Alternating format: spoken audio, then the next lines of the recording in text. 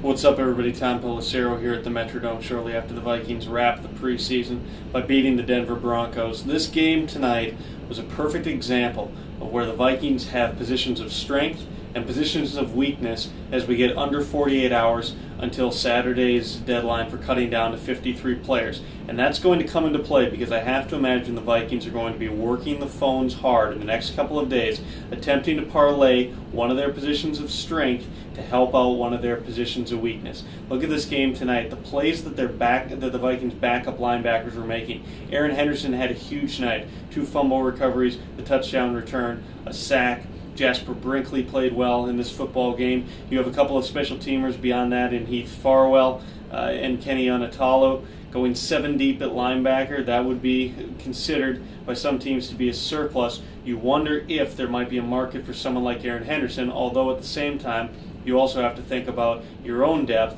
and who would play if something were to happen to Chad Greenway or Ben Lieber. Right now, Aaron Henderson is pretty clearly that guy. You also can look at the defensive line, the way that those backups played today. Latroy Guion, Fred Evans, both were highly impactful. Fred Evans, on at least 3 occasions that I counted, timed the snap count beautifully. It was in the backfield disturbing things. Latroy Guion single-handedly stopped that 4th down play near the goal line, battering back the offensive linemen and roughing up that play in the backfield. You wonder if at that defensive line position with Jamie Mitchell and their 2, Brian Robinson, Everson Griffin, could they go one lighter at the defensive tackle position? Could they use one of those guys to attempt to bring somebody in?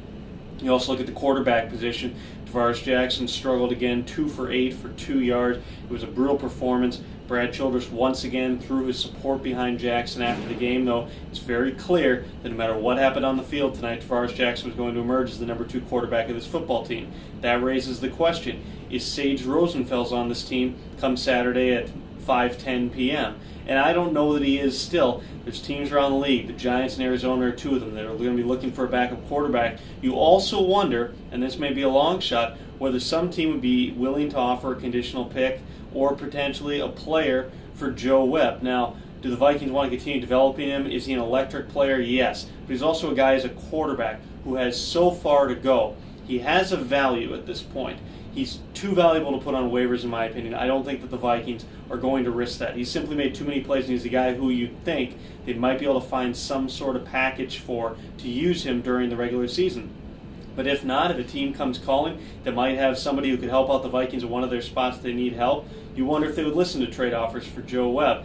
Now, on the flip side, cornerback is an obvious weakness. Tonight, the Vikings had to finish and play the second half of this game in their base defense because they were out of corners. They only had 2, Marcus Sherrills and DeAndre Wright, that they were willing to put out there. Asher Allen and Lito Shepard both had moments where they struggled tonight. Both took a penalty. Shepard had a bad play where he gave too much cushion on 3rd down and allowed a completion. He doesn't look like a starter at this point. I'm not saying there's going to be starters hitting the waiver wire, but is there a team that would have a nickel guy, somebody that the Vikings might be able to trade someone for to get someone in and start, potentially?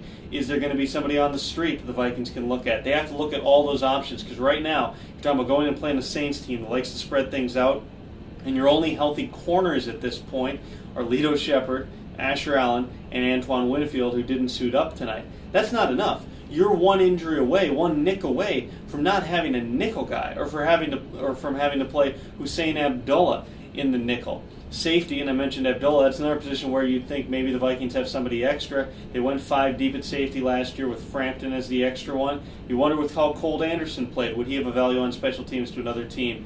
Probably not a ton of value, but you do wonder if there'd be somebody who would take him on as well. And in terms of other positions the Vikings need to address, I think you can look at the offensive line and say there are still questions, but I think that they have some decent options. They're definitely going to be looking for offensive tackles who might hit the trading block. I think that's one spot that they do need to fortify themselves. On the interior, they have options. Chris DeGear is going to make this team, and either Cooper or Ryan Cook, probably not both, are going to make this team as well. In terms of the receiver position, a lot of rumors floating around today about potential interest in Vincent Jackson, potential interest in TJ Hushmanzada. On Hushmanzada, his salary $7 million this year and only increasing to 2013 when his deal expires probably prices him out of their range, but if he ends up getting cut by Seattle, you'd have to think the Vikings would be in the mix there. With Vincent Jackson, I just don't think the price in terms of compensation or contract is going to be right. but never say never. That entire group is going to continue to be a work in progress. Javon Walker did help himself today by getting loose down the sideline. Granted, the defensive back falls down, but Walker's finding ways to be productive with a 60-plus yard touchdown tonight. Back with more tomorrow. We'll be monitoring the cuts all through the weekend at 1500ESPN.com, including live coverage throughout the day on Saturday. See you there.